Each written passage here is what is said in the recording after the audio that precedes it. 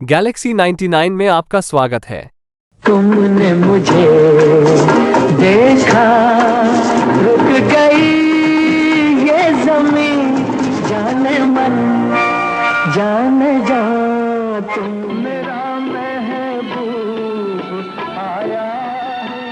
ओ लाली फूल की महबूब याद सताए। मोहम्मद रफ़ी साहब एक अभूतपूर्व गायक और बेमिसाल इंसान तो थे ही, वे खाने पीने के भी जबरदस्त शौकीन थे। उन्हें जानने वाले उनकी इस खासियत को बखूबी जानते हैं। वे एक अच्छे मेजबान भी थे। खाना और खिलाना उनकी तबीयत में शुमार था। संगीतकार खयाम ने एक साक्षात्कार में बताया कि उन्हें व उनकी जगजीत कौर पत्नी को रफ़ी साहब अक्सर दावतों पर आमंत्रित करते थे। वे अपने घर पर उम्दा खाना बनवाते थे। उनके खाने खिलाने के कई किस्से मशहूर हैं, लेकिन एक किस्सा ऐसा है जिसे जानकर आप हैरान हो जाएंगे। एक बार वे केवल खाना खाने के लिए लंदन गए थे। यह वाकया उनकी बहू यास्मीन ने एक बार बताया था। जानिए क्या था यह मजेदार किस्सा। ये तब की बात है जब रफ़ी साहब ब्रिटेन के कोवेंट्री में एक शो करने गए थे।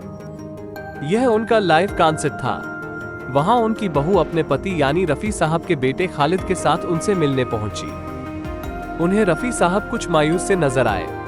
बात करने पर मालूम हुआ कि वहां जो खाना मिल रहा है वो उन्हें पसंद नहीं आ रहा है। इसके चलते उनका मूड उखड़ा हुआ सा था। कुछ देर बाद रफ़ी साहब ने दोनों से पूछा कि यहाँ से लंदन कितनी दूरी पर है। जवाब मिला, तकरीबन 3 घंटे का सफर है।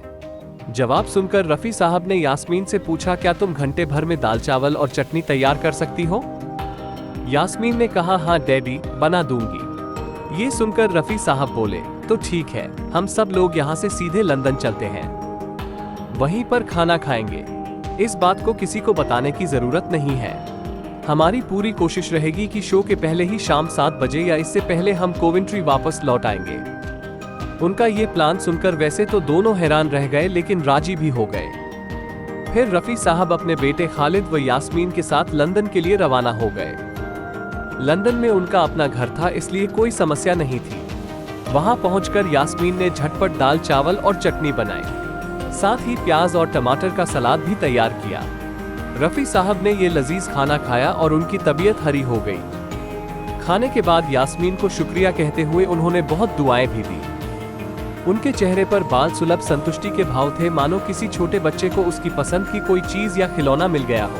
जैसे बच्चे चहक उठते हैं, वैसे ही रफ़ी साहब भी पसंदीदा खाना खाकर खिल उठे। इसके बाद तीनों वापस कोवेंट्री शो के लिए रवाना हो गए। वहां मौजूद लोगों ने उन्हें देखकर सवाल दागा कि आखिर अब कहां चले गए थे। सब आपको यहां खोज रहे थे। ये सुनकर रफ़ी साहब धीरे से मुस्कुराते हुए बोले, हम खाना खाने के लिए लंदन गए हुए थे। माजरा जानकर वहां मौजूद लोग हैरान रह गए, लेकिन रफ़ी साहब के चेहरे पर पूर्ण संतुष्टि के भाव थे। दोस्तों, रफ़ी साहब की जिंदगी किस्सों से भरी हुई है। आपके पसंदीदा कलाकारों के ऐसे तमाम किस्से जानने के लिए हमारे चैनल गैलेक्सी 99 को अभी सब्सक्राइब करें and press the bell icon. Thank you for watching.